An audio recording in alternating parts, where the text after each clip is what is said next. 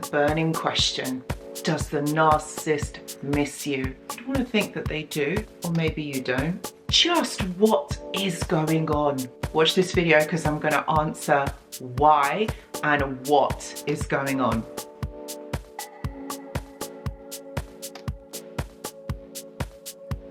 Hello and welcome back. I hope that you're all doing really well.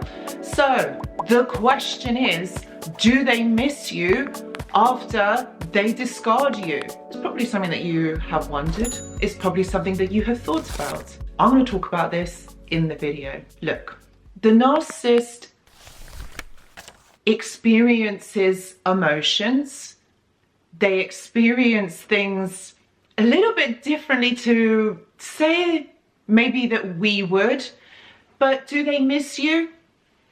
It's not that they miss you as a person, it's the supply, it's the attention, it's the kindness, the compassion, the patience, the empathy that they miss. It's not you as a person, it's what you can give them. That's how they look at relationships, all right? This isn't like, this isn't a healthy relationship. The dynamic, the way that it is not healthy, because look, they are not the same person that they were at the beginning of the relationship to where they are now. They have changed completely. And they do this because, all right, they do this because they compartmentalize people's situations, places, all right? So when they are a certain person, they are that person with you. When they are someone else, they are that with someone else. They are never the same person. There is no fluidity within their character, within their personality. That's why it's a personality disorder. So they're not actually really themselves, okay? They are a combination or a patchwork of people from different places, situations and experiences. So they don't actually know who they are. However, they also objectify people. So it becomes very transactional. This relationship with the narcissist is transactional. It's like, what can you do for me? And that's how they have learned to be. That's how they have understood relationships to be, because this is how they were treated as a child by their caregivers, by their parents. This is what they do. They don't change. This doesn't happen differently. They don't change as they get older, because this is never corrected. No one ever says to them, hey, you're doing this wrong, or you shouldn't do that. That isn't done. So they carry on these behaviors into adulthood. That's why they change for you at the beginning, but that doesn't mean that's who they are. They don't bond with you. They don't attach onto you in a healthy way. It's an attachment disorder if you really think about it, because how can you see someone, okay, as transactional, as someone to do something for you? When you love someone, you do things for them, regardless whether they're going to do that back to you or whether they're going to do something for you. Like, that's not what love is. So whether you're wondering whether the narcissist loves you, misses you, pines over you, wants you back, whether they're going to change, the answer is no, they don't. They are not that way constructed psychologically. They don't look at those things. They don't hold those things as important. It's about what you do for them. And if they miss you and they want to come back after a period of no contact, or whether you've enforced boundaries, they don't stick to them. They're only coming back because they want something from you. And that isn't love. That's about you meeting their needs. What they are after is getting their needs met. And that is the sad truth, or the realization of this whole scenario, is why do they do that? Because they have an attachment disorder. If you really think about it, right, go back in time, okay, and think about when they had told you things about their childhood, things about when they were children, all right? They probably told you that they don't really like their parents, or a certain person they don't like, or their caregiver. There's always an issue. There's always something. So you've got to look at these clues, because this is how they were treated. They were treated as objects, as children. Okay, and that's why they have learned to attach onto people in a very ambivalent way. So they're looking for you to meet their need in some way.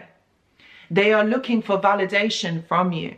They are with you for a reason. And that reason is because you're kind, you're compassionate, you're patient with them. You're doing something for them. They want to feel this validation, this acceptance from you, that you accept them as they are.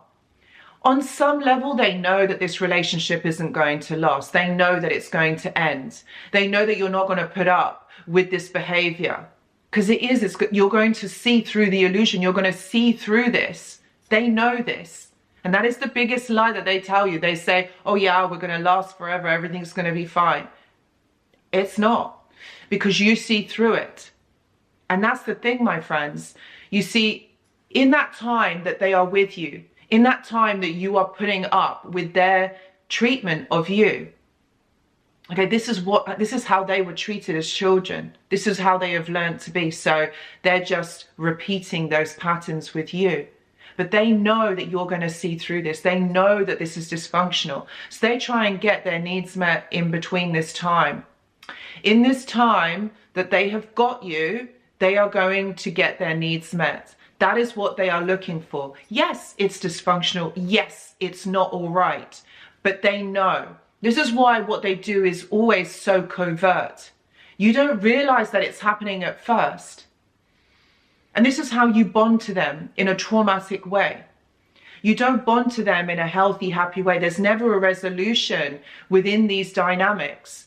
You bond to them traumatically, because one moment they're really nice, then the next they're not. So you always remember, you always think, oh, I remember how they used to be, and you make excuses for them. And the reason why you're wanting them back, or you're thinking, oh, do they miss you, is because you are trauma bonded to them. You are trying to understand them. But there is no way of understanding this. The fact that they don't connect to you in a healthy way, the fact that they don't connect to anybody in a healthy way, is a big sign. This is the closure.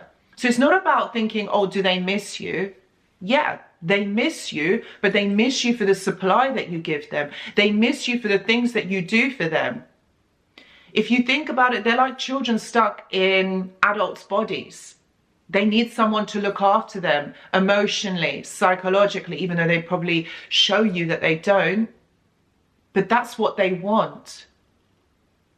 And so they pick specific people who they know are going to be patient and accepting of their behavior and kind of live in their illusion for a little while. But that's what happens. This doesn't change. And if you're thinking that they have moved on and they're with someone new, probably, but they're still going to be doing this exact same thing to the new person. This isn't going to change. It does not change. They do this with everybody. This is the way that they attach onto people. This is why they have a lot of people around them. This is why they keep in contact with their exes. Yeah, they do. Like, who does that? You just don't.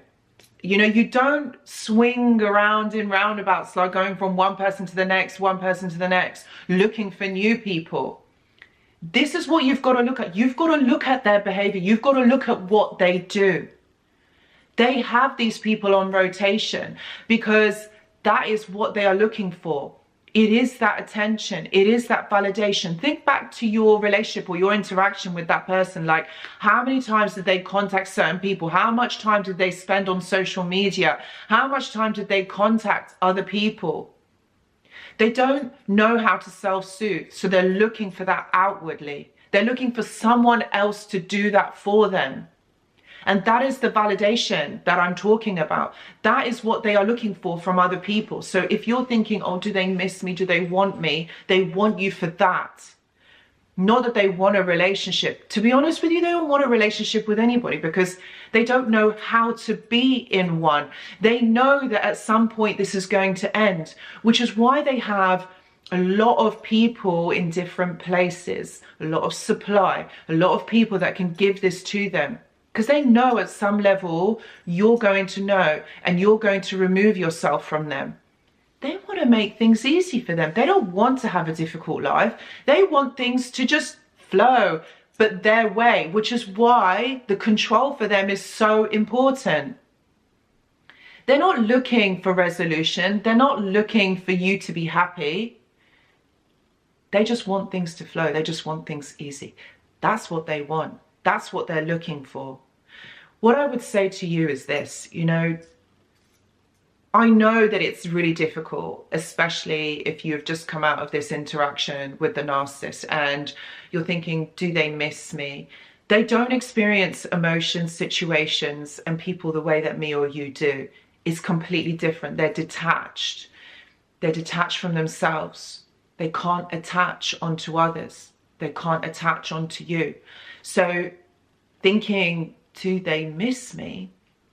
Well, that's a whole different ballgame. Do they miss you? They miss what you can do for them.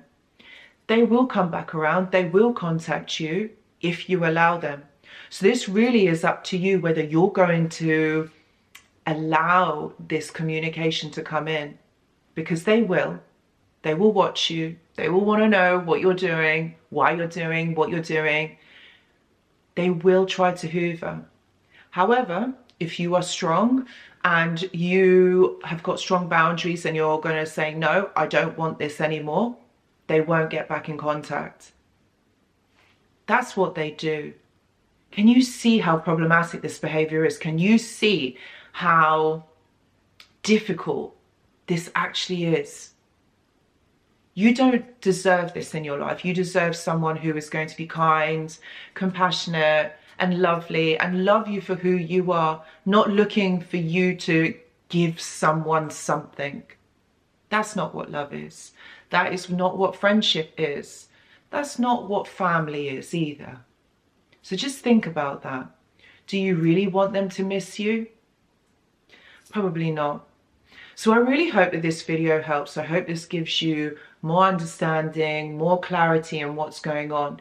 And if you are someone who is going through this right now and would like to talk to someone or wants more clarification, please know that I offer one-to-ones.